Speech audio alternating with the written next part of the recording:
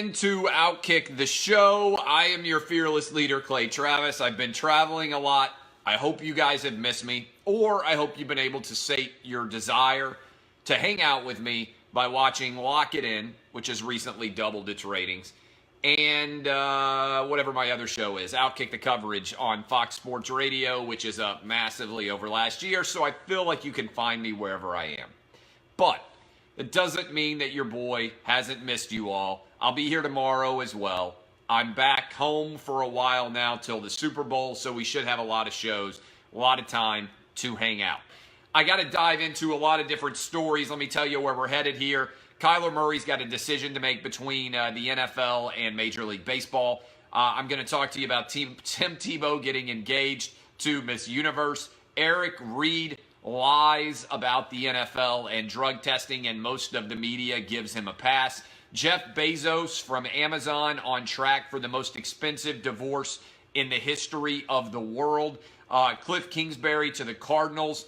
Scottsdale just got sexier. The Tennessee Vols have hired Jim Chaney. And Spin Zone, why it was good for Alabama to lose to Clemson and why it helped college football overall, even if it wrecked me when it came to making money on gambling. All that and more. Let's roll right now into the Kyler Murray decision. I am blown away by how many people feel so strongly about what Kyler Murray should do. I am sitting right now looking at our poll question that we put out. Would you advise Kyler Murray to go pro in Major League Baseball or the NFL? Usually the polls do a better job, I think, of getting the right decision made, but not this one. 45,000 people have voted. 70% of you say he should go to Major League Baseball. Now, you guys can react right now and give me your opinion. Should he go to Major League Baseball or should he go to the NFL? Just react live on the screen here. And you can give your decision, and then I'll tell you why there's only one right decision. And if you were saying Major League Baseball, you were wrong. Let me explain. First round Major League Baseball draft picks only make it to the major leagues 66% of the time. That means 2 out of 3 of Major League Baseball draft picks make it to the major leagues. A third of them never advance from the minor leagues, meaning that Kyler Murray's entire baseball career compensation is possibly capped at $4 million for 33% chance, right? So just analyze this purely from a financial perspective. There's a 33% chance that he only makes $4 million playing Major League Baseball. That's it, okay?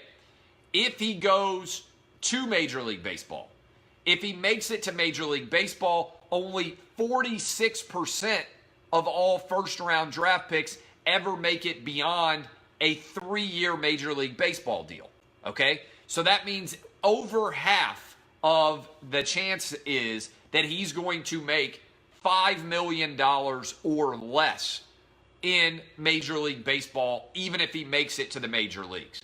So if you're just looking at raw probability, there is over half, a 54% chance historically, that Kyler Murray makes $5 million or less in his pro baseball career. There is a 33% chance, 1 in 3, that he never makes it to the major leagues at all and never advances out of the minor leagues. I think this is a clear example of people not being very intelligent and not looking at the numbers. Now, let me tell you on the NFL side, if he is drafted in the first round, he is guaranteed to make $10 million. That's a guaranteed contract, over twice what he is going to make in Major League Baseball, guaranteed. All right? If he is drafted in the first round.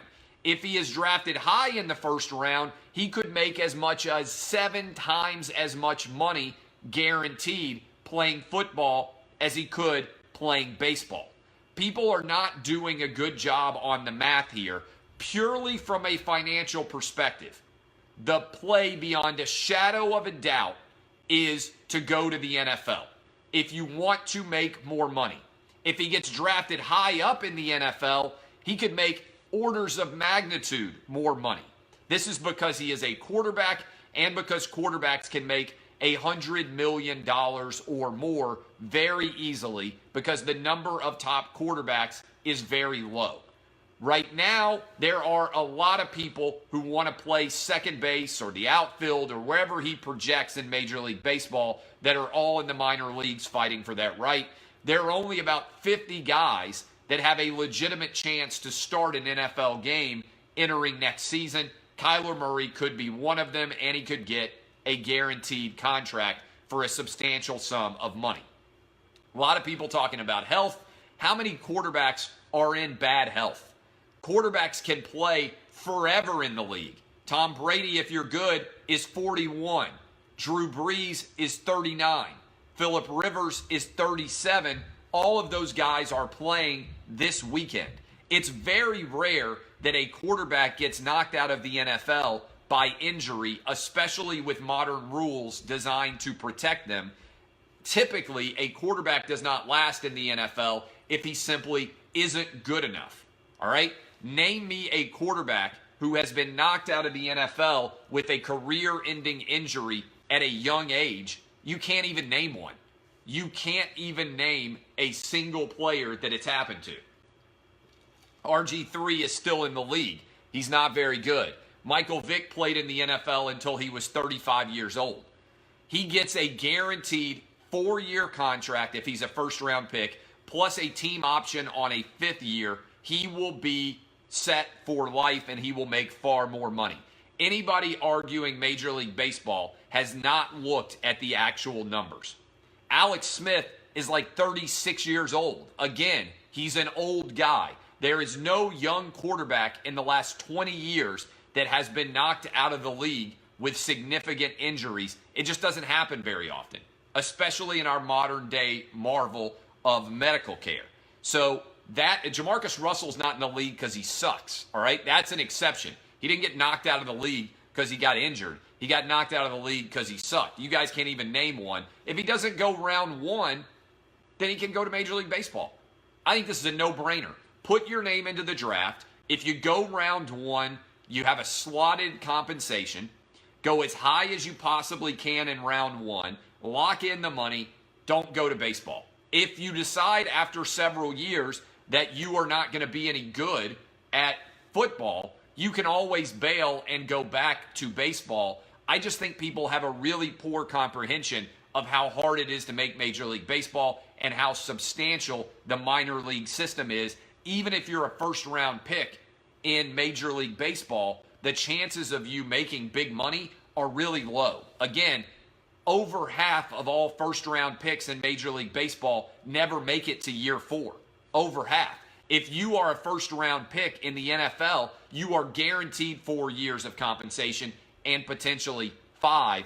It's a no-brainer. Kyler Murray should go to the NFL.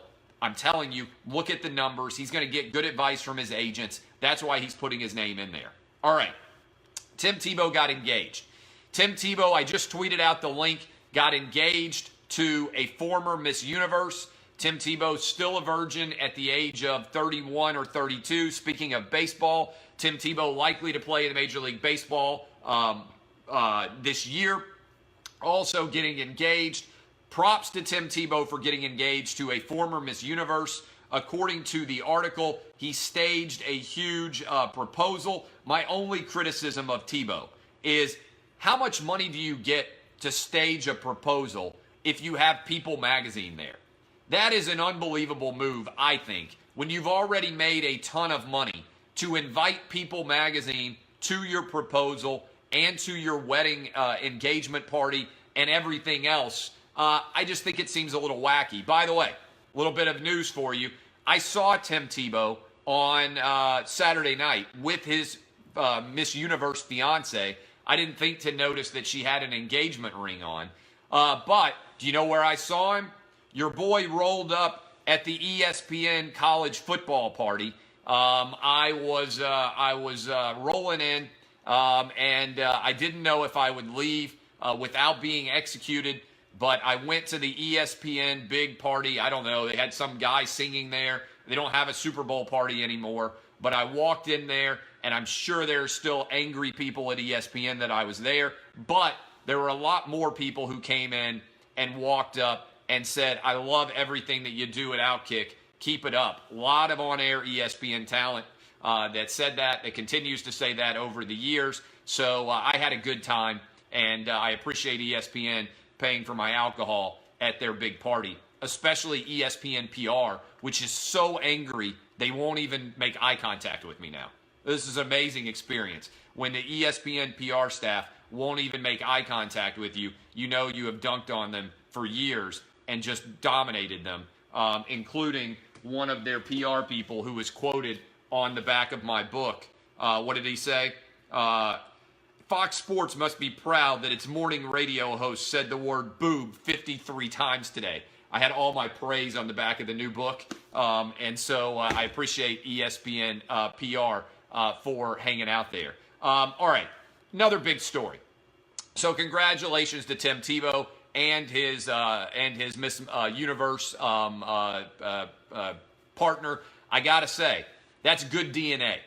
That's a good DNA combo. Tim Tebow plus Miss Universe. That person's going to be the next Superman in real life. There's no doubt about that, right?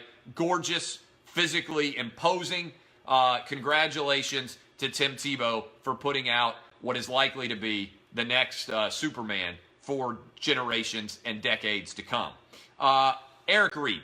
I didn't spend a lot of time on this story. One of the decisions that I have to make now that my audience has gotten so substantial is, what should I do when I think stories come out and they are undoubtedly lies, but they are getting a lot of attention? Everybody in the race baiting cabal hopped on board the conspiracy theory that Eric Reid put out, that he was being discriminated against by the NFL and forced to pee into a cup because he was suing the league for collusion. And everybody decided to jump onto that story. I completely ignored it because I thought it made no sense. Let me explain why. I believe that sometimes conspiracies happen, but the conspiracy in this story made absolutely no sense.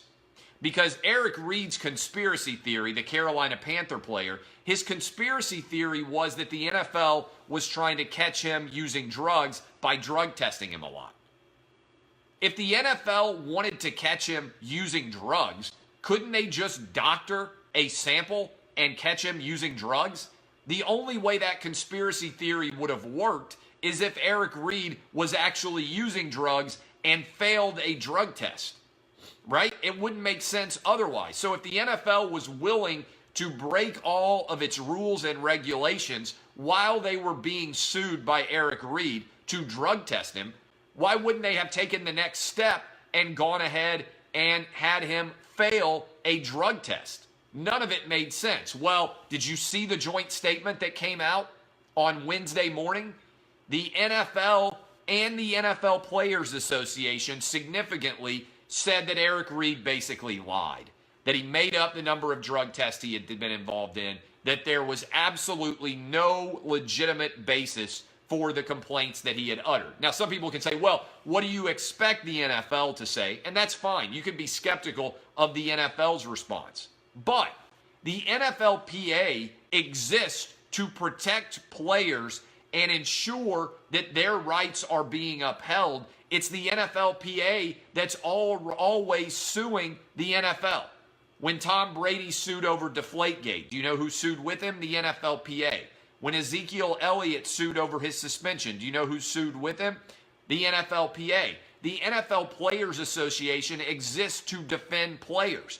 So when they come out and say that he completely lied, which is what they said in their statement, if you read between the lines, they said the number of drug tests he claimed to have done do not reflect their numbers. And they said they couldn't release his drug testing results and all of the tests because it violates his right to privacy, but he has the right to release his entire file, and he hasn't done it. But do you know what happened when this story came out? Crickets. All of the people out there beating the drum saying Eric Reid is being discriminated against, the NFL is coming after him because he's not standing for the anthem, the NFL is racist and unfair Do you know what happened as soon as this statement came out from the NFL and the NFLPA? Zip. Their mouths got shut up. It was just like when Michael Bennett got dunked on by the Las Vegas Police Department, and they put out 120 different videos to prove that there was no evidence whatsoever that Michael Bennett's racism allegations were true, and now there is also no evidence whatsoever to support Eric Reid's allegations that the NFL is treating him unfairly, and the story will just die now. It'll just go away. It was a story for multiple months, and then as soon as the evidence comes out to prove that a player is lying, instead of all these opinion shows coming out and calling out the lying player, the story just disappears. Whenever the narrative doesn't fit the agenda of the far left-wing sports media that somebody is a victim based on their race or their gender, and it turns out the athlete is a liar, the story just vanishes. I've seen it happen so many times, and here we go again with the Eric Reid story, which was a lie and which has now disappeared. The story's just everywhere, not anywhere anymore. Same thing with Michael Bennett. And even wilder than that, nobody will even ask Eric Reid about this.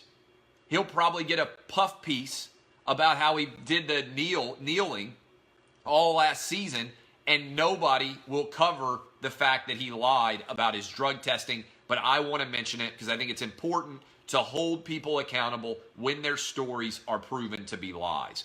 And you know what's getting a lot of attention instead of this? Everybody's up in arms in the what I would call the far left-wing organization known as ESPN, because Cliff Kingsbury got a job to coach the Arizona Cardinals. Everybody is up in arms. Oh my God, how did Cliff Kingsbury get a job? Well, first of all, he got a job because the belief is that he's good with young quarterbacks. And the Arizona Cardinals have a young quarterback in Josh Rosen that they are investing tens of millions of dollars in, and they need him to play well. And Kingsbury doesn't have to worry at all about the defensive side of the ball. All he has to do is roll out and be a good coach. And he gets to go to Scottsdale. This is one of the greatest firings in the history of sports. This guy got fired in Lubbock, Texas, a place where no one wants to live.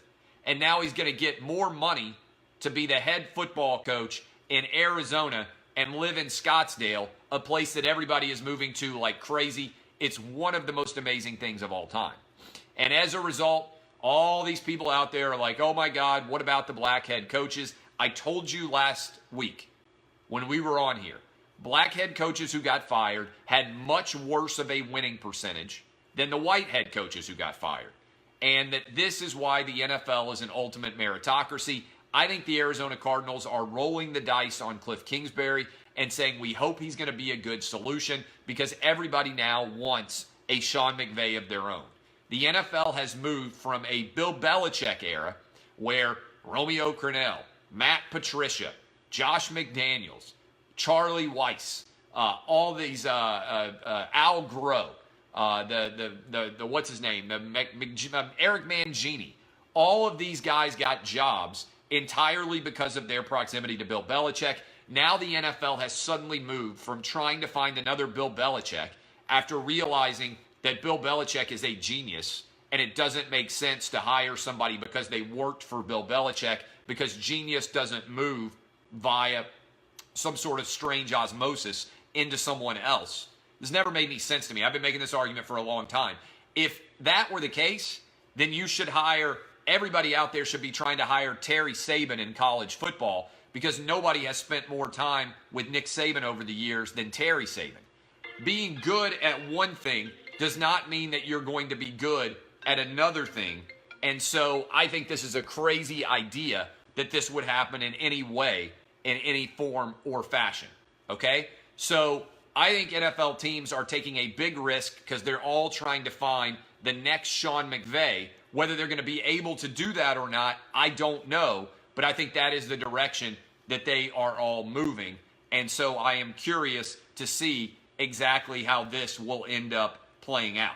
So I like the Kingsbury hire if you believe that he can fix Josh Rosen and make him really good. If that is true, and he is the answer, then it's going to be an incredible hire. All right, Jeff Bezos. I don't know if you guys saw this. Jeff Bezos is getting divorced from his wife, Mackenzie. It is going to turn into the most expensive divorce in the history of the world, in theory, because reports are that he didn't have a prenuptial agreement. I don't know about you, but I would never, ever get divorced if I had $180 billion or whatever Jeff Bezos has, if I had to give up $90 billion in order to be single. All right? I don't know what single is worth. It ain't worth $90 billion. All right? I would stay married forever rather than get divorced and have to give up $90 billion. Also, shouldn't we have a cap? Shouldn't we have a cap on how much money you can get just for being married to somebody? I'm sorry. I would feel the same way if Mackenzie Bezos had made $190 billion herself or whatever the heck it is. We have a luxury cap on like how much a team can spend. Why don't we have a cap on how much you can get in a divorce? Why should, if somebody is really talented in the marriage, I'm fine if the other person gets like $20 million or $30 million or something like that, right? Like a lot of money, but not like an insane amount of money. I think it's crazy that she gets half of what he created. He built Amazon. There's no telling how many hours he's been working at Amazon over the years. And I don't even think she's had a job for like 30 years. So I have no doubt that she deserves a substantial take of his earnings. But this was like when Elin Woods got divorced and she got like $400 million or whatever the heck it was from Tiger Woods. Just because you are married to a rich person doesn't mean you should be entitled to every dollar they make for their entire life. Maybe you need to cap it at like $100 million.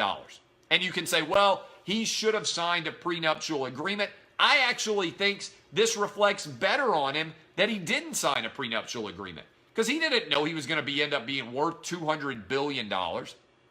Every marriage, this is my personal opinion, every marriage should be capped out. You can index it to inflation. Nobody can make more than $100 million being married to somebody else. Tell me why that wouldn't be a good deal.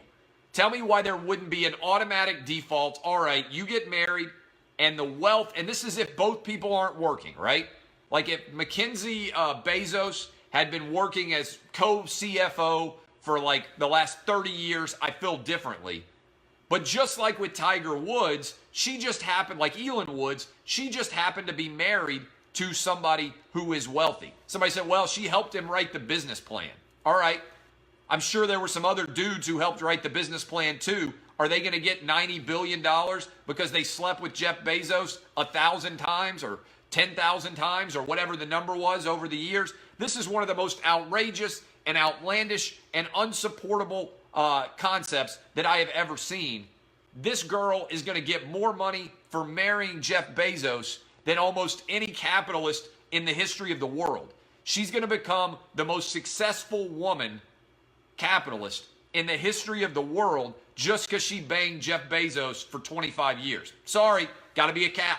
Got to be a cap. Just like the Dallas Cowboys have to limit how much they can spend, got to cap out everybody. You can't get 20 billion or 90 billion or 50 billion. The number should be 100 million. Nobody gets more than 100 million. You may be great. You may be the greatest wife. You may be the greatest mom of all time. I'm not saying the kids, by the way. I think they have 4 kids. The kids deserve as much as they want. Like, they get the inheritance. Everything else is fine. But she does not deserve $90 billion because she happened to be married to him. That's crazy. We need a national prenup ceiling. Whether you get a prenup or not, $100 million, boom, that's the number. Nobody gets more than $100 million. That's fair. Same thing for guys. If Mackenzie Bezos ended up being the person who founded Amazon, she wants to walk and take $100 million, fine. But that's it. That's the top of the line. That's as much as anybody should get. I'm sorry, that's the fair game. All right, the Vols, Tennessee Vols have hired Jim Chaney away from Georgia. I like the hire. I like the hire. By the way, Mackenzie Bezos, most sought after woman to marry of all time. Can you imagine? She's got $90 billion. $90 billion. It's unbelievable.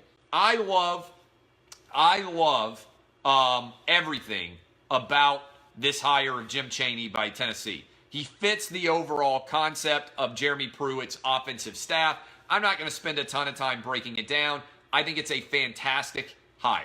All right? He fits everything Jeremy Pruitt wants to do on the offensive side of the ball. The other people who got talked about, Hugh Freeze, maybe a better overall offensive coordinator, I think certainly would have been. Maybe Kendall Briles, more successful. Maybe the guy who's from Oklahoma State. But they didn't fit the style of offense and defense that are going to mingle together for what Jeremy Pruitt's going to run. I think it's a great hire. Jim Chaney's been successful everywhere. Purdue, Arkansas, Georgia, Pittsburgh. He's the guy who got Nathan Peterman drafted, for God's sakes. If you question how good he's been, he got Nathan Peterman drafted, for God's sakes. Finally, spin zone. Alabama losing. It's the best thing that could have happened to college football. If Alabama had gone out and beaten Clemson by 28, everybody in college football would have just thrown up their hands and said, nobody is ever going to beat Nick Saban again. Alabama getting wrecked like they did by Clemson, and congrats to Clemson for doing it, is the best thing that could have happened to college football. Because now, even if they meet again, and they're the two favorites to meet for a fifth straight year, you have no idea what's going to happen. Going into this game, if you had told me that one team was going to beat the other by 28 points, I would have bet so much money on it being Alabama to win by 28, because there's a long history of Nick Saban dominating in title games. If you had told me Clemson was going to win, I would have thought it would have been like 2 years ago when they scored with 1 second left and won 35-31. I am here to tell you right now that this was the best thing that could happen to college football, because the number one complaint I hear from people is that college football is too predictable, that the same teams are always good. I think this was big for college football, because now maybe Dabo Swinney's going to build a dynasty. And I think there's a legitimate argument that Dabo is winning now because he's not trying to out-Saban Nick Saban. Kirby Smart is trying to out-process Nick Saban. He's running the same exact game plan at Georgia that Saban runs at Alabama. And that might well be good. It means Georgia's going to be good. But I don't think you beat somebody by trying to beat them in their own game. What Dabo has done is he has created a culture of lightness to oppose Nick Saban's culture of darkness, right? Nick Saban is the evil empire. He is Darth Vader. If you look at Dabo Swinney, he is Luke Skywalker. He has created a universe and a culture at Clemson which is effervescent, which is fun-loving, which is an embrace of the sunshine, which is optimism to Nick Saban's pessimism, and that's why I think Dabo wins. You don't beat the guy by trying to outwork the guy in his same system. You beat him by finding out a way to create a culture that is better than his, and I think there is a possibility that Dabo Swinney, the Luke Skywalker of college football, has finally taken down Nick Saban's Darth Vader. Now, we'll see. I think there's a good chance we get a rubber match, a fifth game between Clemson and Alabama next year, but this 28-point ass-kicking that we saw from Dabo Swinney to Nick Saban, I think is everything that college football needed. Maybe, as someone is saying right now, King Saban will avenge. I have my doubts, but Trevor Lawrence going up against Tua Tagovailoa next year, I'm signing up for it. I can't wait for it. It's great for college football. Love all of you guys. My name is Clay Travis. This is Outkick the Show. If you enjoy it, share it with your friends. We do this every single afternoon, just about. We got a new presenting sponsor that's going to be coming starting February 1. I think you guys are going to love it. I appreciate all of you. Thank you for supporting Outkick. Kisses, DBAP, unless you need to SBAP. This has been Outkick the Show. Love you. Thank you, Facebook. See y'all.